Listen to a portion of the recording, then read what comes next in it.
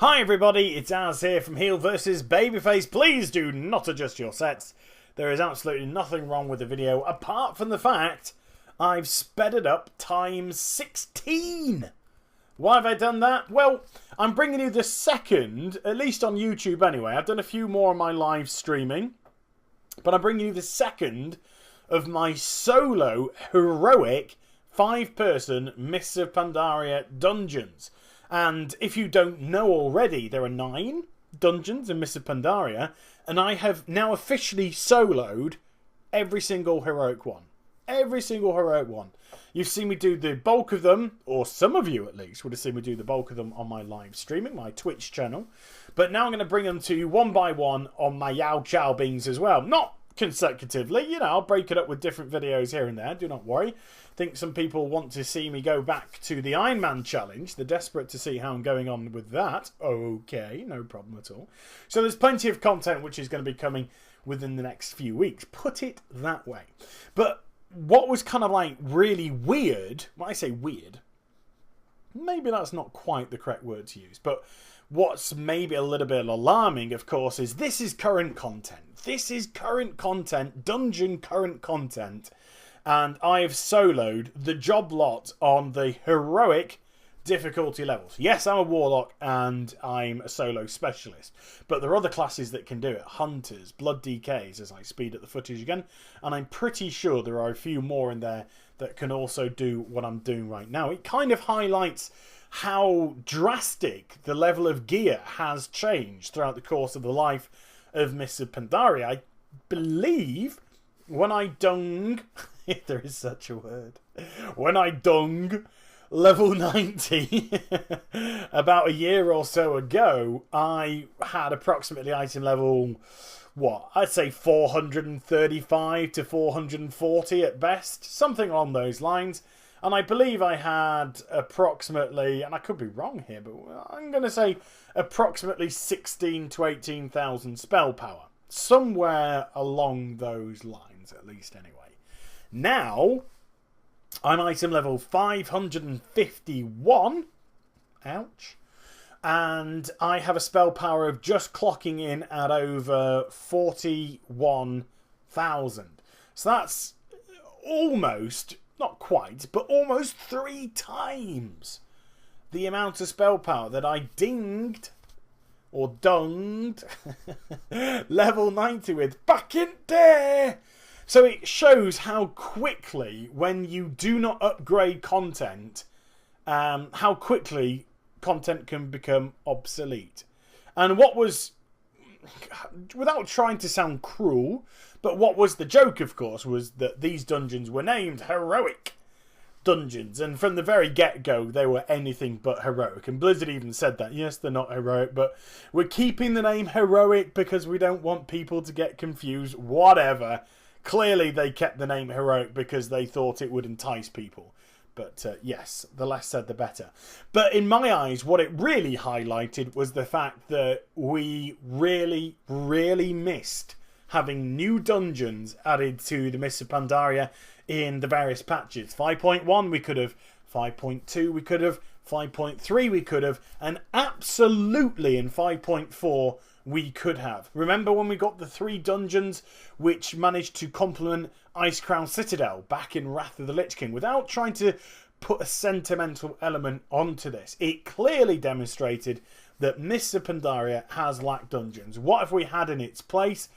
Scenarios. Yeah, those 3-person don't need a tank, don't need a healer, don't need a brain, don't need to cooperate, and don't need to think content which Blizzard seems so keen and enthusiastic to bring into the game to take over from established dungeons. Now, I understand that dungeons may take a wee bit to construct. I absolutely understand that. So, potentially, maybe not dungeons in 5.1, but definitely have brought dungeons out to complement the raid in 5.2. Same with patch 5.3, we had the Battlefield Barons, so you'll leave that as the content. And 5.4, we have some more dungeons to complement the Siege of Orgrimmar. That is how I would see things. That is how I would see things. But Blizzard have decided in their infinite wisdom, and by infinite wisdom I mean losing a quarter of their customer base and to find the first 9 months of the life of this X-Pack have decided not to go down that route.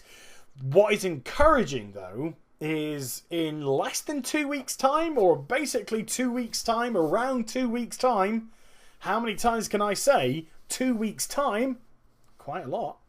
We are going to find out what's going to come after Mr. Pandaria. BlizzCon is going to hit.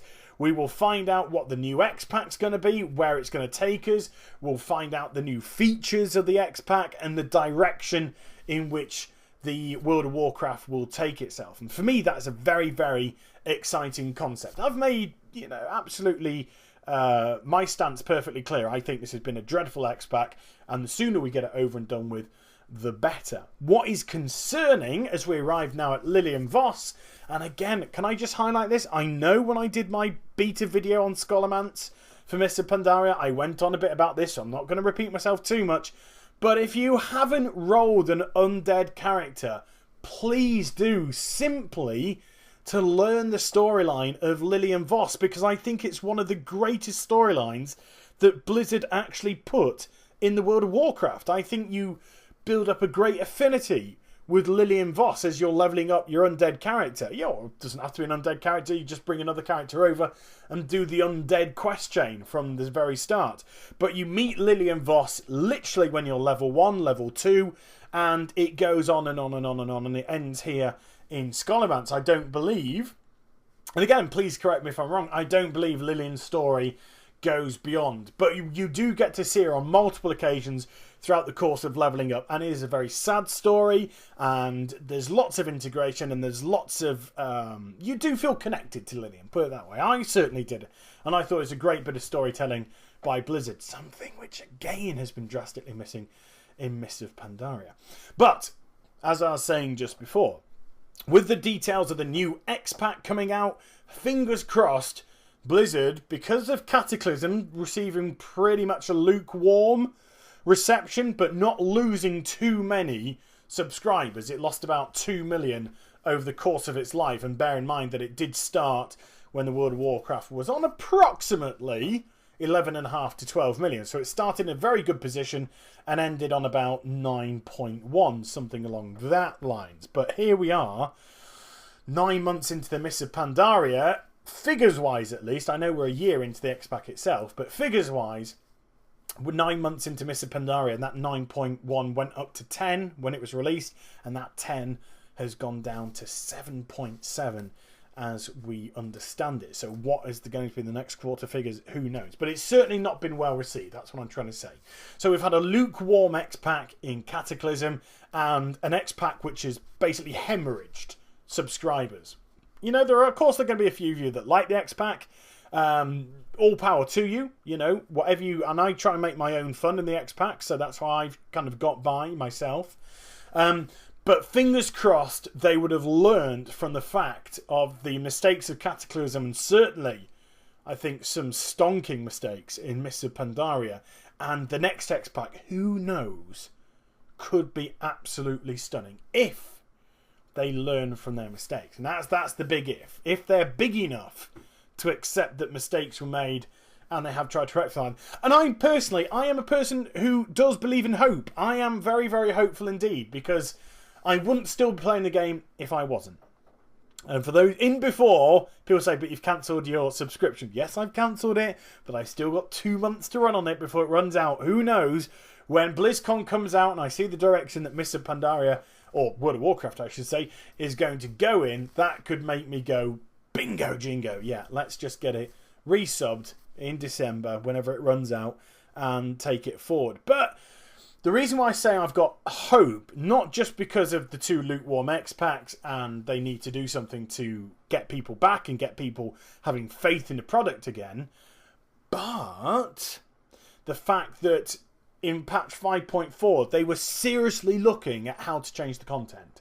So we had dailies and that kind of business gone, and we had Timeless Isle, which brought in exploration, which in my eyes is exactly what an RPG MMO should all be about. Exploration, cooperation. If they need to bring that cooperation element back, that's not been brought back at all yet. There's too much division within the World of Warcraft at the moment. They need to bring that unity back. But if they can do that, then there we go. So that's the second of my heroic dungeons and a little bit of a chit-chat about the state of play with the World of Warcraft and what is next. And in a few short weeks, we will find out. So I hope you enjoyed the vid. Please do like, comment, and subscribe. Seriously, if you've liked it, stick your thumb right up it until it tickles that special place that you shouldn't ever tell people about. Also, follow me on Twitter, Facebook, and twitch.tv/Heal versus Babyface for live streaming. I don't even know where I get these things from either. And I'll be back with some more stuff very soon. You take care, everybody. Bye-bye.